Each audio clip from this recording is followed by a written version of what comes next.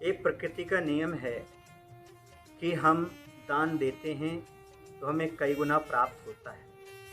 लेकिन एक शर्त है, दान देते समय प्रतिफल की आकांक्षा नहीं करना चाहिए। यानी दान देते समय हमें मान सम्मान या अधिक और पैसा मिल जाए या हमारी धन दौलत की वृद्धि हो जाए, किसी प्रकार की ऐसी कामना नहीं करना चाहिए, तभी उसका फल समीचीन प्राप्त होता है।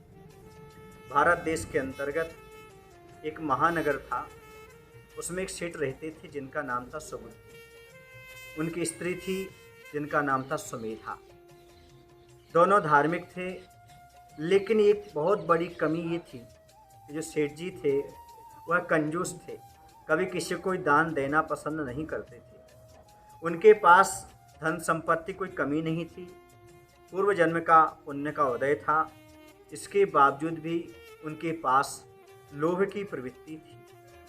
एक बार क्या हुआ, एक याचक उनके दरवाजे पर आ गया।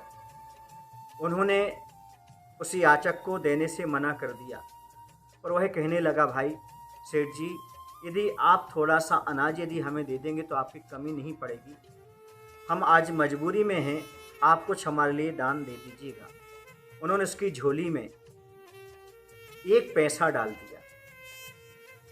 एक पैसा डालने के बाद वह बेचारा चला गया और जाने के बाद वह अपने घर पहुंचा।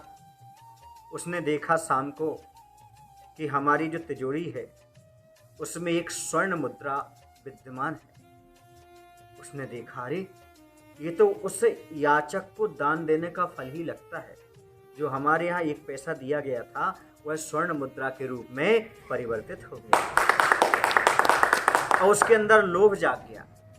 दान धर्म का भाव और नहीं बढ़ा, लोभ जाग गया। अब यदि हम कल याचक को दान करेंगे तो निश्चित रूप से हमारे और स्वर्ण मुद्राओं की वृद्धि होती चली जाएगी। और उसने ऐसा किया, प्रतीक्षा करता रहा, आज याचक आएगा, आज याचक आएगा। पहली बार उसके जीवन में ऐसा हुआ कि उसने दान देने के लिए इंतजार किया। पहले बहुत सारे लोग दान मांगते तो वह दान नहीं देता था क्योंकि उसके अंदर लोभ आ गया था। और वही याचक निकला, उसने फिर याचना की तो उसने उसके लिए पुनः 5 सिक्के दान में दे दिए। जब 5 सिक्के दिए, उसे भी लगा याचक को कि जो कल 1 सिक्का नहीं दे रहा था आज 5 देने के भाव हो गए। वह 5 लेकर खुशी खुशी चला गया और यहाँ आकर के फिर तो जोड़ी खोल करके देखता है, उसमें कोई भी सिक्का सोने का नहीं बना, कोई मुहर उससे मुद्रा नहीं मिली स्वर्ण की।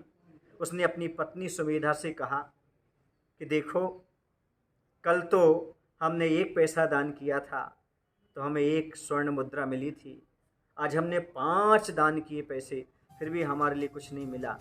कारण क्या है?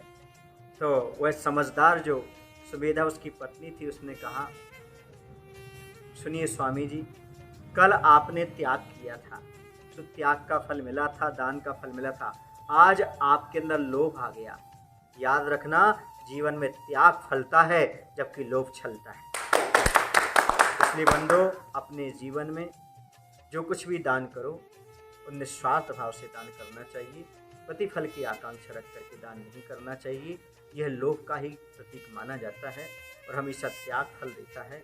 लोभ तो छलता है, लोभ से कभी सुख शांति नहीं मिलती। बोले महावीर भगवान की जय। आचार्य विद्यासागर जी महाराज।